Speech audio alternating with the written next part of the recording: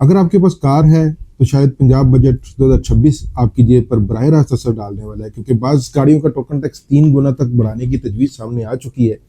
आखिर किन गाड़ियों पर कितना इजाफी बोझ पड़ेगा, इसकी तफसील हम इस व्लॉग में जानेंगे। अस्सलाम वालेकुम नाज़रीन, मैं हूं अदील हैदर और आप देख रहे हैं मेरा यूट्यूब चैनल। अगर आपके पास कार है, चाहे वो 1000 सीसी है, 1800 सीसी, 1300 सीसी या इससे बड़ी गाड़ियां या कमर्शियल कार है, तो आज की वीडियो आपके लिए इंतहाई अहम है, क्योंकि पंजाब बजट 2026-2027 में हुकूमत ने तकरीबन 2 दहाइयों के बाद गाड़ियों के टोकन टैक्स बढ़ाने में बड़ी तजवीज़ दी है। और वीडियो के आखिर में मैं आपको बताऊंगा कि क्या वाकई टैक्स की सलाह है या महंगाई है। परेशान आवाम के लिए एक नया बोझ है।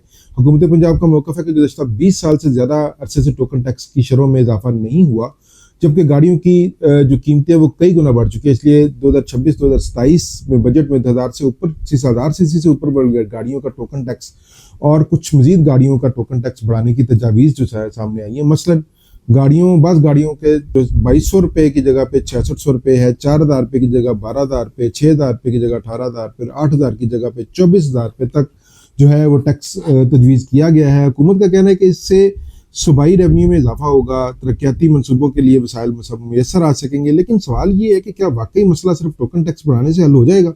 अगर हम पुराने निज़ाम का जायजा लें तो कई साल तक एक शख्स 30 या 40 लाख रुपए की गाड़ी पर भी वही टोकन टैक्स अदा करता था, जो क्योंकि उस गाड़ी की कीमत भी कम थी। और हुकूमत कहती है कि ये गैर मुनसिफाना निज़ाम है, लेकिन बहुत सारे नाकदीन कहते हैं कि ये जो है गाड़ियाँ क्योंकि कुव्वत खरीद से बाहर हो गई हैं, तो ये टोकन बढ़ना है तो जारी बात है कि महंगी गाड़ियों के ऊपर जो टोकन भी बढ़ेगा तो मज़ीद परेशानी में इजाफा होगा। और इसके ऊपर जो कई गुना ज़्यादा बढ़ा देना और यकदम से बढ़ा देना, ये जो है वो आवाम को ज़्यादा परेशान कर रहा है। और हुकूमत का मौक़िफ़ ये है कि इससे जो है वो चोरीशुदा या कोई जो दूसरी गाड़ियां हैं उनकी रोकथाम में मदद मिलेगी। मुझे नहीं समझ आती कि इस तरह जो है टोकन बढ़ाने से उनकी जो रोकथाम में कैसे मदद होगी।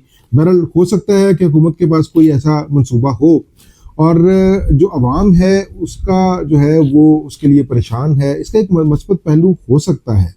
और जो है गाड़ियों में ईवी सेक्टर है, जैसे उसके अंदर पहले ही कीमतें कम है, टैक्सेस कम है। और नाक़दीन ये कहते हैं कि पाकिस्तान में अभी ईवी इंफ्रास्ट्रक्चर इतना मजबूत नहीं है कि आम शहरी बड़ी तादाद में इस तरफ मुंतकिल हो सकें। मेरी ज़ाती राय में टैक्स इस्लाहात ज़रूरी हैं, लेकिन इन इस्लाहात में आवाम की क़ुव्वत ख़रीद, महंगाई और मुतवस्सित तबके की मुश्किलात को भी नज़र में रखना चाहिए। सिर्फ टैक्स बढ़ाना आसान है, लेकिन आवाम को सहूलत देना और टैक्स नेट को वसी करना असल चैलेंज है। मैं आपसे ये सवाल पूछना चाहता हूँ कि क्या पंजाब हुकूमत का टोकन टैक्स बढ़ाने का फैसला दुरुस्त है, या पहले महंगाई से मुतासरा आवाम को रिलीफ देना चाहिए?